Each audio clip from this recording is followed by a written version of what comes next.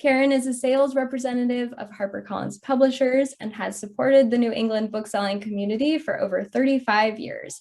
She was a recipient of the Saul Gilman Award for Outstanding Service to New England Independent Bookstores and has been recognized as the HarperCollins Sales Rep of the Year on several occasions.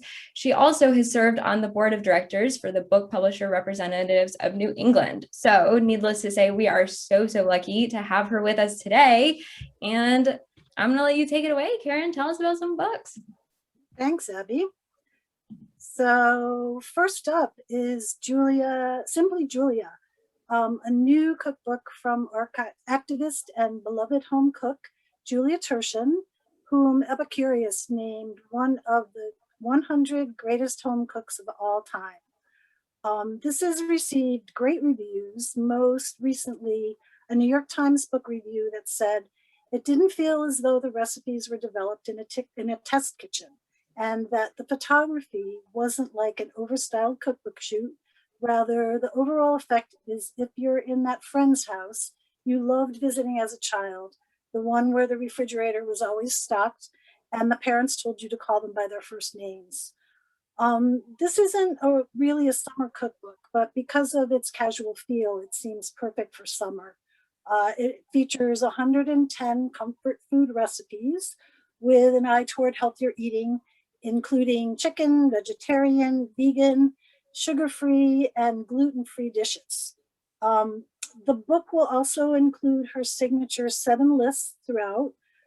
7 things I learned from being a private chef that makes home cooking easier, 7 ways to use leftover buttermilk, 7 ways to use leftover egg whites or egg yolks, as well as essays, personal photos, and handwritten elements.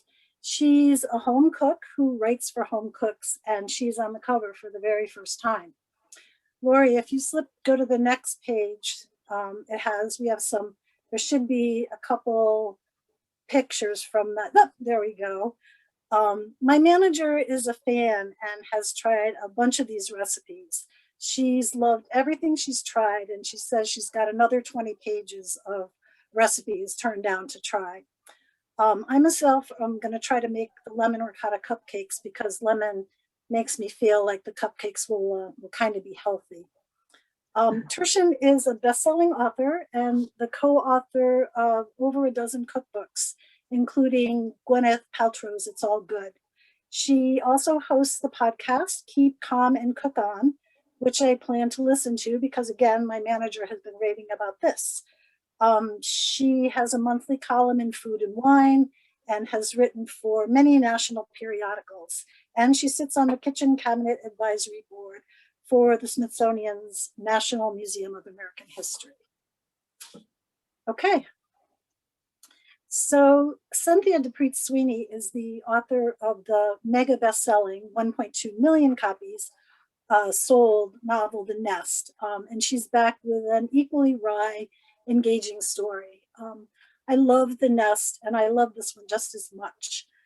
The Nest was a smart, funny look at 4 siblings and what money has done to their relationships as a long-awaited family trust, their nest, is brought into jeopardy by one of the siblings.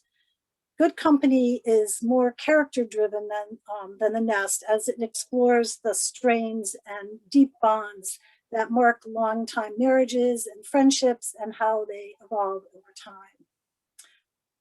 Flora and Margot have been best friends since college. The women and Flora's husband, Julian, came up together as students in New York City, scraping to find work in theater and participating in Julian's small theater company, Good Company.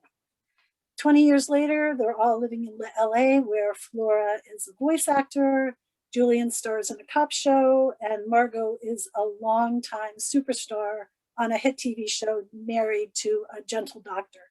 And they all dote on Ruby, Flora and Julian's daughter.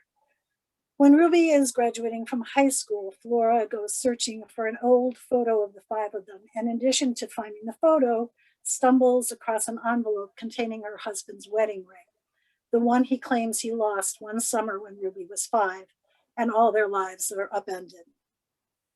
This has been out since April, and there's been a lot of really great attention for it. It was a Read with Jenna pick. It was an editor's choice in the New York Times Book Review. The Washington Post included it in its 20 books to read this summer. A People's Magazine pick. USA Today included it in their 5 books not to miss, and the Wall Street Journal included it in their summer reading feature. In 1929, we lost Dorothea Benton Frank. It was a loss for everyone who knew her or read her, and it especially left a hole in the hearts of her writer friends. The title of the next book she was planning to write was Reunion Beach. She hadn't started it, and it was just an idea in her head, so we couldn't finish it for her or find somebody to finish it for us. But her friends were inspired by the title and channeled their creativity, admiration, and grief into stories set in the lush low country of South Carolina. Ellen Hildenbrand dedicated her novel 28 Summers to Dottie, and in this book, where she brings back the characters from the summer of ⁻69 for a family reunion on Nantucket with life-changing consequences in the story Summer of '79. I hate to admit this, but I've never read Ellen Hildenbrand, but the story made me go out and pick up a copy of Summer of '69. Mary Alice Monroe has a beautiful and uplifting story about a birth mother who finally meets the daughter she gave up a long time ago. When Beatrice says no to the second marriage proposal from her longtime beau, and he decides it's time for them to take a break, maybe a permanent one, this crisis of the heart brings together 4 best friends who haven't been together in a few years and changes all 4 of their lives in Patty Callahan's Bridesmaids. Dottie and Pat Conroy keep in touch through postcards that he sends her from heaven until she shows up at the bar where he's hanging out in Adriana Trigiani's piece. There are some essays and some poetry. Her daughter Victoria writes a beautiful tribute to her mother. And as a bonus to her fans, we included some essays with recipes that Dottie wrote to them in 2018. Dottie loved R.J. Julia, and she made it a point to have this store one of her tour stops for almost every book. I hope some of you had an opportunity to meet her here. She was really a force of nature. Okay. Pam Jenoff is the author of multiple best-selling historical novels. Her reissues are bestsellers, and her new original books are blockbusters with combined sales of over 1 million copies. Her best-selling book so far has been The Lost Girls of Paris, which spent 20 weeks on the New York Times bestseller list. Woman with the Blue Star has been on the New York Times list for the month it's been out, and we're hoping for a long run for this one as well. This new book, which is a trade paper original, was inspired by true stories of people who hid from the Nazis in the sewers of cities all over Europe. When the Nazis liquidate the ghetto, Sadie and her pregnant mother are forced to seek refuge in the perilous sewers beneath the city. One day, 18-year-old Sadie looks up through a grate and sees a girl about her own age buying flowers. Ella Stefanak, an affluent Polish girl, is living a life of relative ease with her stepmother. Longing for her fiance, who has gone off to war, Ella wanders Krakow restlessly. While on some errands in the market, she catches a glimpse of Sadie through that grate. Ella decides to help Sadie, and the girls become close, but eventually the war sets their lives on a collision course that will test each of them, the power of their friendship and the strength of the human will to survive. Pam Jenoff always does a ton of research for her novels, and this is no exception. We get to learn a lot more about history while reading an amazing story. It's received lots of great reviews with highly recommends coming from the Washington Post, CNN, and Entertainment Weekly. Some of you might remember Sue Miller from her classic book, The Good Mother. She returned to the national bestseller list last year with this widely praised book of a couple, at the End of a Long Marriage, which was a People and an NPR Best Book of the Year and a New York Times Notable Book of 2020. Richard Russo wrote the review that was on the front cover of the New York Times. It's out now in paperback. After I chose this book as one of the ones I wanted to talk about today, I remembered it's also one of the most frustrating books I've ever really tried to talk about. The pleasures of it are so complex. NPR's book critic Maureen Corrigan had the same dilemma and solved it head on by directly addressing that in her review.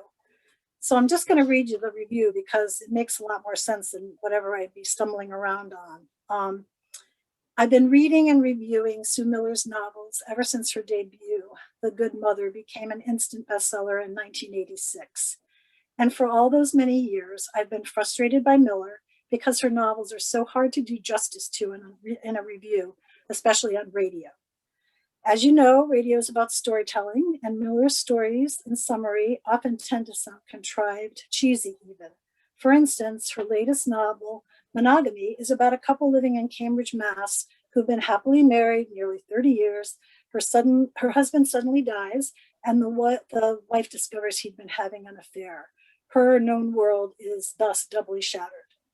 Melodramatic, right? Yet in Miller's hands, this piece of artifice becomes transformed into felt life.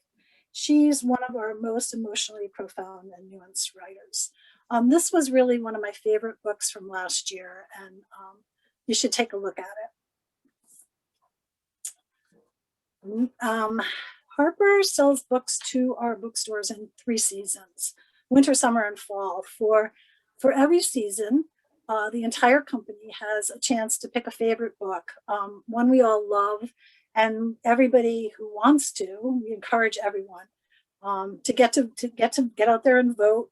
And Mary Jane was the one that we all voted for this summer. It's a smart, sweethearted comic coming-of-age story set in 1970s Baltimore.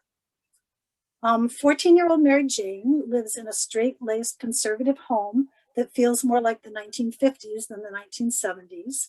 When she lands a summer job as a nanny in a doctor's house, the teen's eyes are opened to a world she never imagined. The doctor is a psychiatrist. He and his wife are messy, lefty free spirits. They're about to have secret house guests. A drug-addicted rock star getting sober and his beautiful celebrity wife. Over the course of the summer, Mary Jane introduces the household to the concept of crisply ironed clothes and a family dinner schedule, while she has a front row seat to the world of liberal ideas, sex, drugs, and rock and roll. We've received a whole bunch of terrific reviews from this. One of my favorites was from Kevin Wilson, the author of Nothing to See Here, who said, amongst other things, "I dare you to find a more winning novel than Jessica Anya Blau's Mary Jane." And one from the New York Times, which said it was delightful. And she keeps it light, she keeps it moving, and she's got terrific visuals. You can already watch the movie in your mind with Lady Gaga as Sheba. And this is a witty, cleverly structured satire of cutthroat, male-dominated Silicon Valley culture and how 2 very different women navigate it. And driving the story, a hilarious premise. What if the COO of Google was really a Russian spy? In 2006, Julia Lerner is in Moscow, a recent university graduate in computer science, when she's recruited by Russia's largest intelligence agency. By 2018, she's living in Silicon Valley as COO of Tangerine, one of America's most famous technology companies.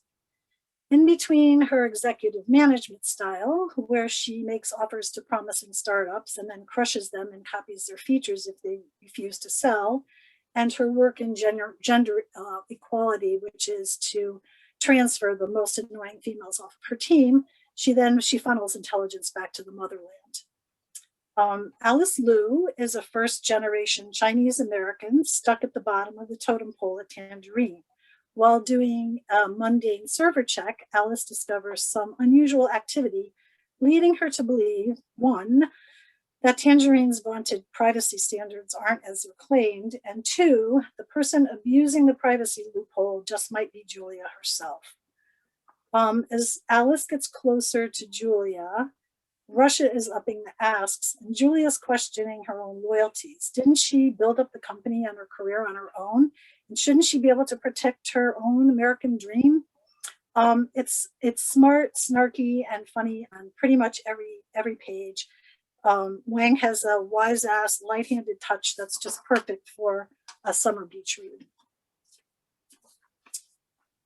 And now for a completely different kind of Russian spy novel. I'm sure you're familiar with one of our favorite authors, Beatrice Williams. She's done events at the store for many of her books. In her newest book that just came out yesterday, she takes on the early days of the Cold War in a compelling tale of spycraft, love, and family. In 1948, American diplomat Sasha Digby, his wife Iris, and their two children disappear from their London home. The sensational disappearance raises two possibilities. They've been killed by the KGB, or they've defected to Moscow. 4 years later, Ruth McAllister receives a postcard from the twin sisters she hasn't seen since their catastrophic parting in Rome in the summer of 1940, when Iris fell desperately in love with a mysterious United States embassy official named Sasha Digby. Within days, Ruth is on her way to Moscow, posing as the wife of counterintelligence agent Sumner Fox in a plot to extract the Digbys from behind the Iron Curtain. Fox has spent years tracking both sisters. Ruth doesn't know if she can trust him, but she's desperate to do whatever she can do to rescue her sister. And their efforts are complicated by a ruthless KGB agent who suspects Digby of being a double agent.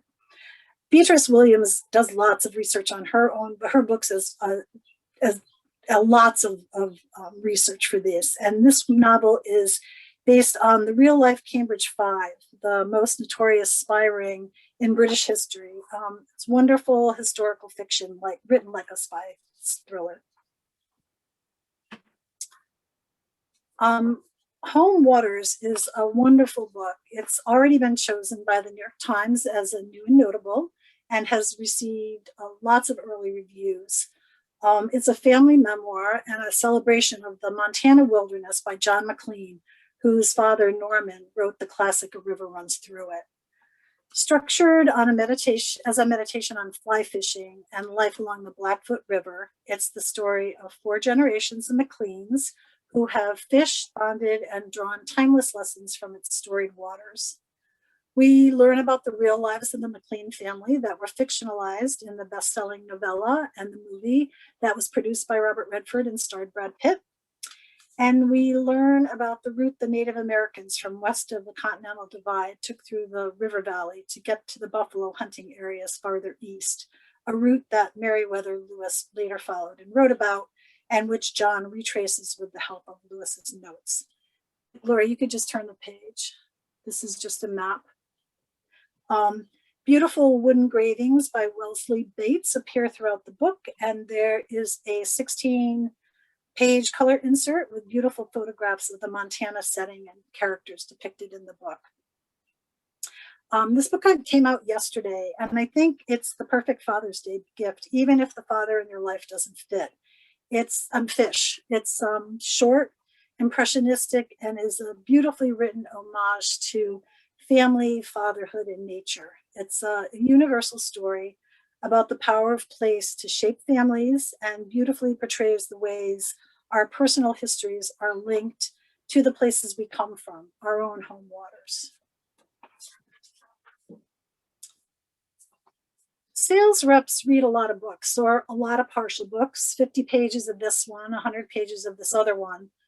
There are always books that I start reading and I have to put down because something else comes along that I need to take a look at this. I used to read a lot of fantasy and I'm still drawn to it. When I saw this, I caught my interest big time. I got about 50 pages into it and had to go on to something else, but I'd really liked what I read and wanted to read more. So on my vacation last month, I just sat down and just kept reading. I ignored everything else I had to do, and it was worth the wait. There is a pronunciation guide at the end of the book that I wished I'd known about when I started reading the book. You might want to take a look at it before you read the book, or you can just wait till you finish and see how close you come to getting the names pronounced correctly. Inspired by Hungarian history and Jewish mythology, the story follows a young pagan woman who is handed over to be the king's next blood sacrifice and a one-eyed captain as they form an unlikely alliance to thwart a tyrant. This is going to be out next week, and it's getting really great reviews. It's perfect for the Naomi Novik or V.E. Schwab audiences. It was chosen as a Indies Introduced title for the summer. So a couple times a year, publishers send a group of books, of independent booksellers, a big pile of manuscripts, and by debut authors, and let them start reading them, and let them choose 8 to 10, usually, maybe a little more, maybe a little less, depending of their favorite books. And so it's a really great bonus for the book, and this was one of the ones that was chosen.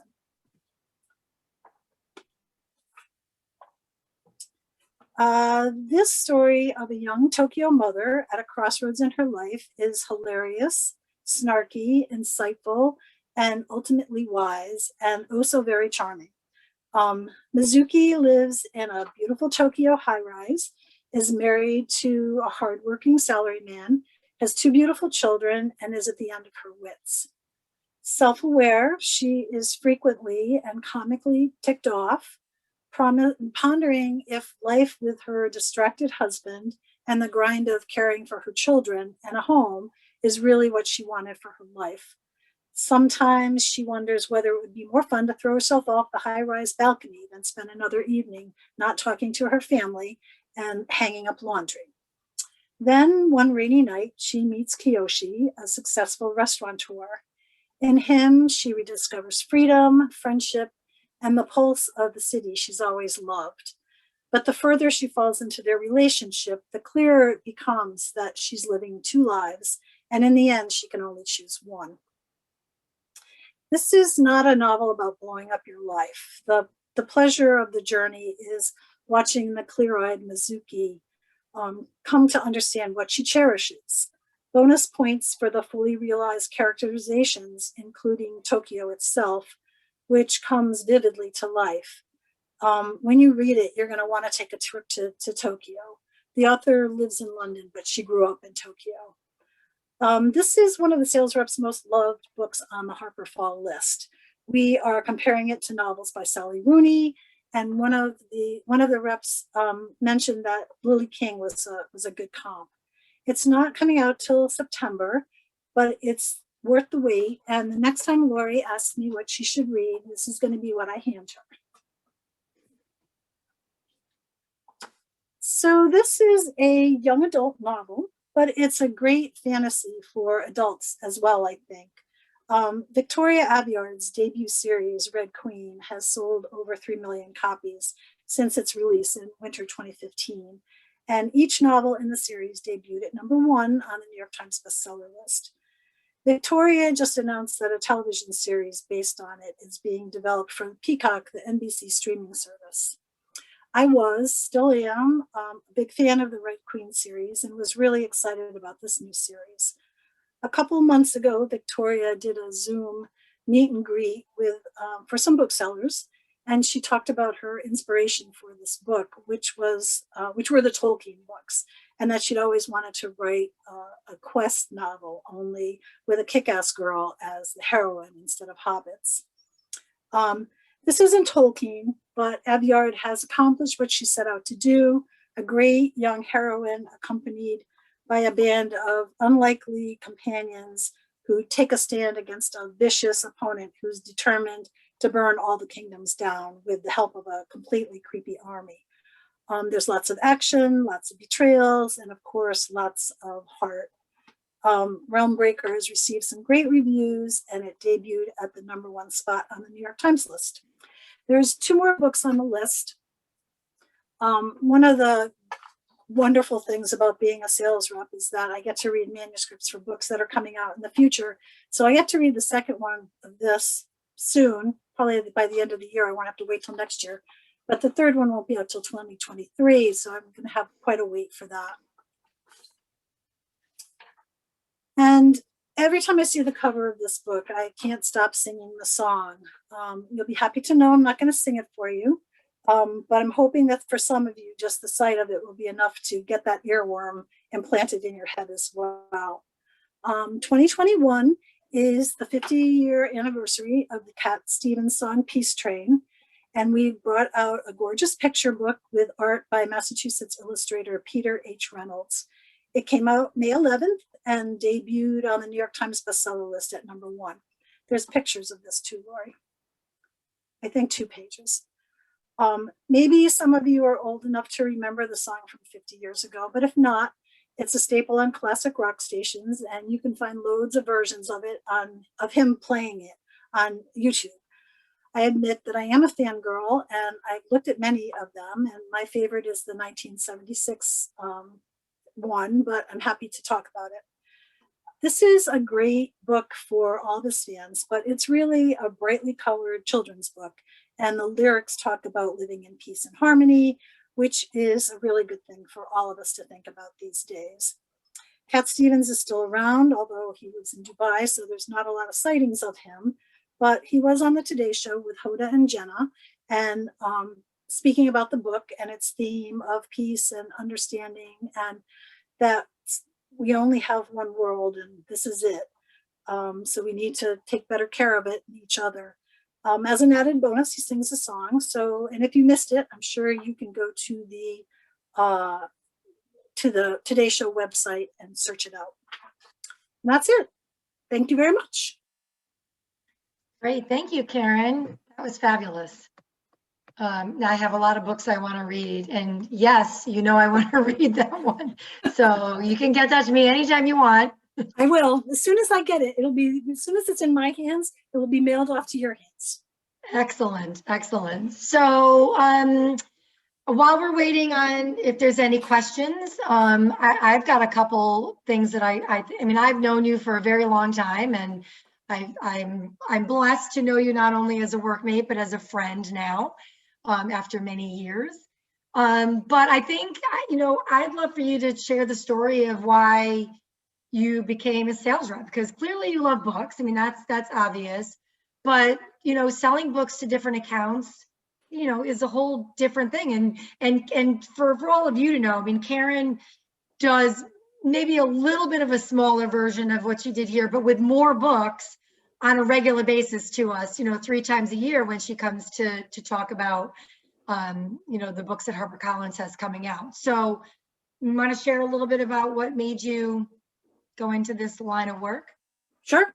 So a few years ago, there was actually it was a Connecticut chain called Caldor, and they had real actual book and record department, real actual departments where there were managers that ran the departments and people that pretty much just worked. You know, they could get shipped off to other places, but pretty much that was what they did, was work in the book department.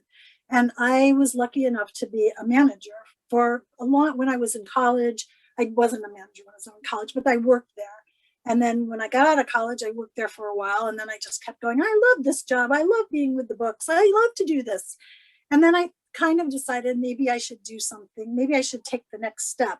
And we used to see sales reps. The sales reps would come in and sell us new books, talk to us about the new books, show us what was new and all the, and I thought, every time I saw one of them, I thought, that just looks like the best job ever. And so I started, you know, talking to them and saying, you know, I think I'd really like to do this. I would really like to do this as my job. And one of them finally said, hey, we have an opening. Do you want to talk to someone about it? Do you want to think about it? And I jumped at the chance, and I'm happy every day. And I feel so lucky to have spent my whole career in a job that I love, that almost every single day I wake up in the morning and think, oh, I'm going to do this. I'm going to RJ Julia. You know, this is a wonderful thing. So it's, and I don't know that everybody gets to do that, but I've been really lucky. And I love books, as you can tell. Yeah, absolutely. And yes, to love a job that you're spending, literally submersing yourself in morning, noon, and night, and it's very lucky. So, Right. and we're all benefiting from your happiness. So, Good. so there is and one of our attendees that would like. Can you just tell us a little bit more about the nonfiction titles that you talked about? The Home Waters. Yes. Like what else do you need to know about it? I mean, so it's not specific. It just says they'd like to talk more about the nonfiction titles. So okay. Sorry, I can clarify. She missed thanks. she thought initially there were no nonfiction on the list, so she would just love to hear more about it. Okay, so it's a book by Norman Maclean. Is it Norman Maclean's son? So he wrote the book A River Runs Through It, which was out, which was a huge bestseller. I can't remember, a long time ago, which was a gorgeous book about fishing, about fly fishing. He's a fly fisherman, so that's what he wants to do. That's what he did, and he caught the perfect fish. I think, I can't remember. It was such a long time ago. But I read it, and I'm not a fisher person at all. And it's probably geared more toward the male audience, but I don't think that it has to be. And this new book is a book by his son. And where's my little note? I will tell you that I do not read all of these books, and I didn't read this entire book. So if you have like a hard question, I'm gonna have to get back to you. There it is. Yeah. But it is about fly fishing on the river out in Montana, which I also think was probably one of my attractions for it, because Montana, I'm a New Englander. I'm never going to move anywhere, but Montana just always seems kind of magical. Probably Big not, sky, but right? Big sky, isn't that what they call Montana? Yeah. It just seems like the kind of place that you might want to go. But really, what he's talking about is that home is wherever you want it to be, and this is your family is home, and where you feel like home, that's where it is. So sorry, I'm not being very helpful to you, am I? No, that's great. That's I actually think I might want to read. That came out yesterday, right? Yeah, it just came out yesterday, and plus it's beautiful. I mean, it looks really pretty, so it's like really, I feel like it's it's just the kind of book that you can sit down and open up and just feel like it's a special thing. Any book that you want to gush about right now that's maybe out, already, or anything that you want to give a 2 thumbs up or more on? You mean one that I talked about, or one that just in general? Yeah, anything. I know I'm putting you on the spot because people ask us all the time, what's the best book you've read so far lately? And I'm like, it always gets, so I know I'm putting you on the spot. Well, you are, because you're always like reading books. I'm almost reading books for January. I mean, in another couple of weeks, I'm going to start reading books about January. So I can't even remember what else came out like yesterday or like the last few weeks. I am really looking forward to Fault Lines coming out, and there's a book by Josh Ritter. Do you know who he is? The musician. Yeah. He has a book called The Great Glorious Goddamn of It All. That's going to be a real lot of fun. That's going to be out in the fall as well. So that's not helpful to you. Geez, Lori, nothing. Well, the best thing for our attendees to do is to come into the store and let us recommend what we're gushing about. So, that's, or go on the, our website and go to staff suggestions, because, those are the books that we gush about, which come from Karen and our other reps. So, another question that's come up is, and I'm not sure if you know this or not, but does HarperCollins ever hire retired teachers to design lessons for publishing?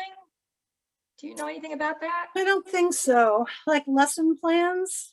Yeah. I don't think so. Okay. I don't think that's anything we would do, although it sounds kind of intriguing. It does. Maybe put together, whoever asked that question, maybe put together a proposal. Yeah. And send it to HarperCollins. Yeah. And see, maybe you'll create a whole new division. Right. Well, I mean, I think that's, I mean, you talked about some great books, Karen, and we're just, so lucky. Thank you for joining us. I know you always love talking books and you'd rather do it in person. I can't wait to see you soon. So I really appreciate you taking time to talk to our great customers about all the books that you've been reading, or some of all the books, because I know you read a lot more than this, but some of your favorites, and putting together this slideshow was just really, really impressive. Thank you very much for doing that. And yeah, I thank you everybody for joining us. I know Abby's gonna sign us off now, and Karen, I will talk to you soon. Okay, thanks a lot, guys. All right. Well, thank you all for joining us. The links to purchase books today are in the chat. Again, just to recap, if you purchase 3 or more from the list, you will receive 15% off with the code REPNIGHT15. And then each book purchase gets a raffle ticket to potentially receive a galley of Karen's choice. So I hope that everyone's interest has been piqued by these wonderful books. And thank you, Karen, for joining us, and Laurie for joining us as well. It's been a great event. So yeah, thank you. Thank you. Bye, everybody.